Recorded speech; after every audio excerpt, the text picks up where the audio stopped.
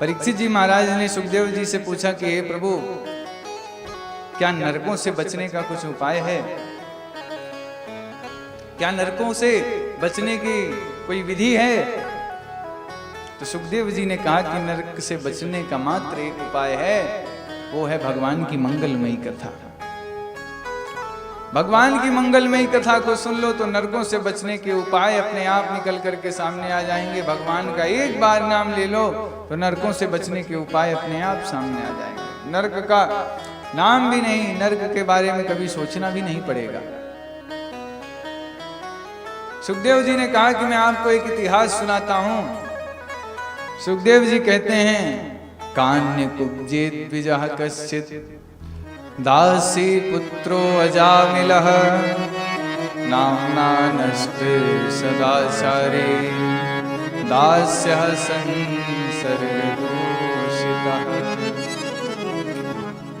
कहते हैं सुखदेव जी कि कन्नौज जिले में रहने वाला एक ब्राह्मण जिसका नाम अजामिल नाम था और वो पहले अत्यंत परम भगवान का भक्त था। एक वेश्या के संपर्क में आने से उसने अपने सारे ब्राह्मणत्व को नष्ट कर लिया और अपने ब्राह्मणत्व को नष्ट करके उसी वेश्या से विवाह कर लिया। और जब उसे अंत में सत्य का ज्ञान हुआ, उसे सत्य का जब समागम हुआ तो उसने उस वेश्या का त्याग करके एक ब्राह्मणी से विवाह किया और शांति से रहने लगा। फिर भी उसके अंदर भगवान की भक्ति नहीं थी, भगवान का भजन नहीं था। उसके जीवन में पाप का प्रादुर्भाव बहुत था। एक दिन सारे ब्राह्मण उनके यहां भोजन करने आए, ऋषि मुनि लोग भोजन करने आए, महात्मा जन भोजन करने आए। तो भोजन करते समय महात्माओं ने कहा कि अजामिल, तुमने प्रसाद तो खूब बढ़िया पवाया, अब हमें दक्षिणा क्या दोगे? तो अजामिल ने कहा, जो आप महाराज कह दो सो तो दें।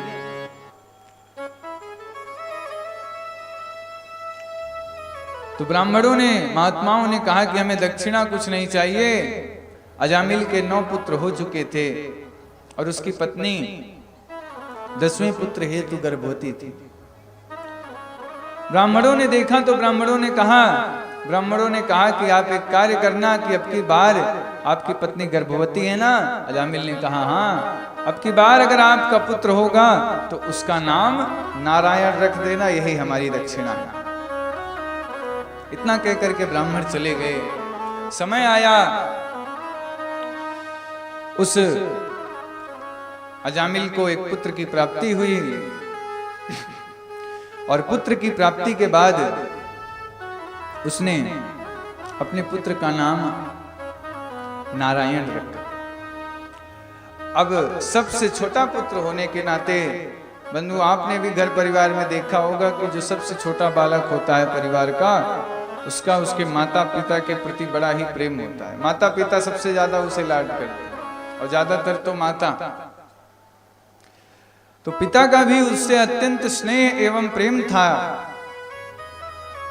तो बंधुओं, दिन भर अपने उस सबसे छोटे पुत्र से प्रेम होने के नाते उठते बैठते सोते जागते, बेटा नारायण कहाँ हो? नारायण इधर आ जाओ, नारायण आओ रोटी खा लो, नारायण आओ हमारे ऊपर बैठ जाओ। अनेक प्रकार से महाराज वो दिन भर नारायण शब्द का उच्चारण करते करते अपने पुत्र को बुलाता रहता था।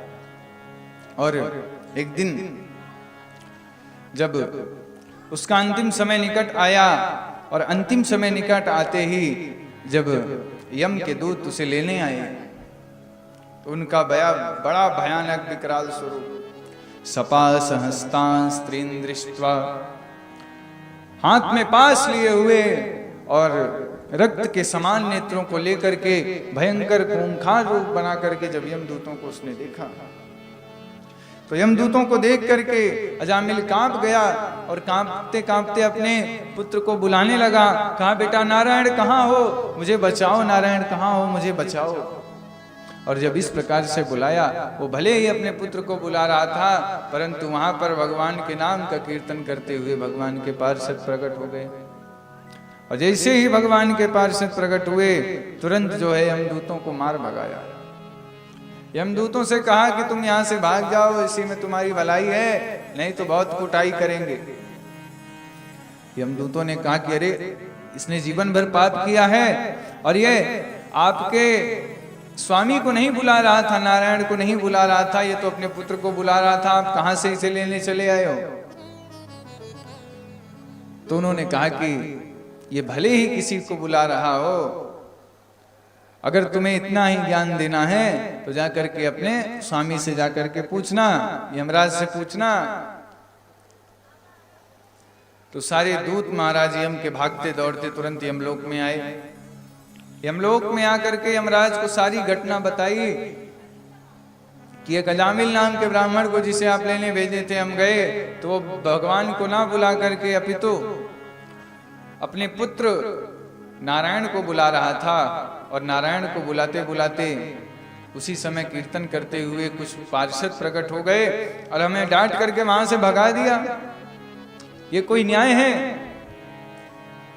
तो यमराज ने जब नारायण नाम सुना तो यजमान ने कहा, अरे मूर्खों, शांत हो जाओ, नारायण का नाम यहाँ नरक में मत लो।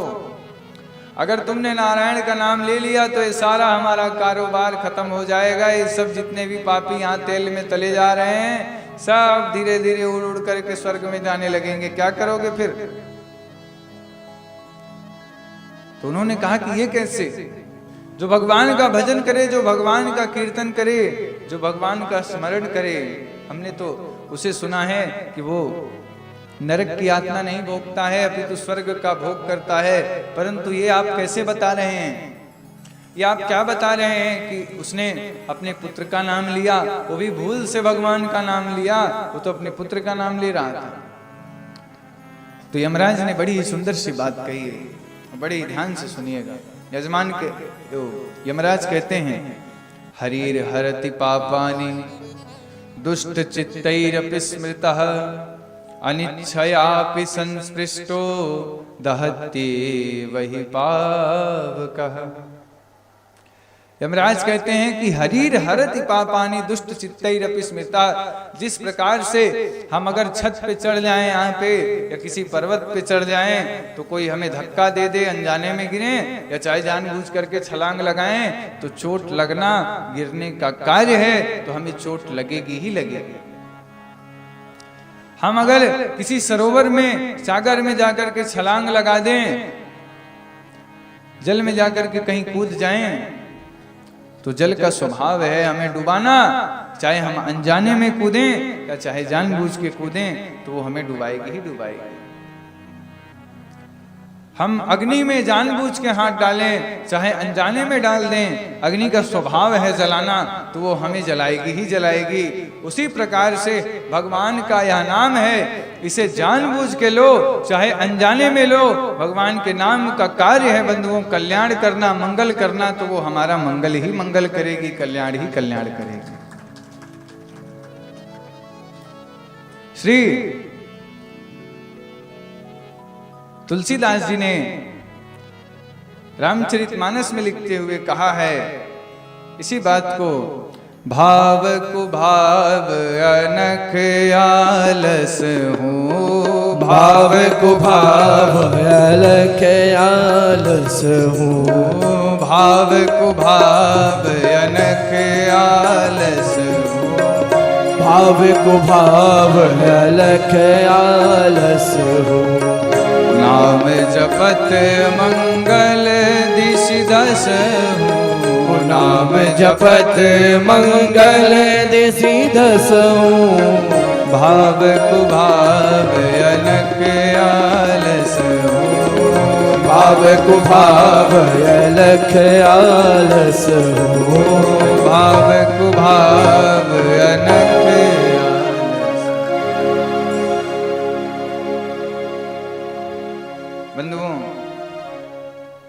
तुलसीदास जी कहते हैं भाव को भाव अनख आलस हूं, नाम जपत मंगल दिशि दस। हम चाहे भाव से या कुभाव से भगवान का नाम लें तो हमारा दसों दिशाओं में मंगल ही मंगल हो।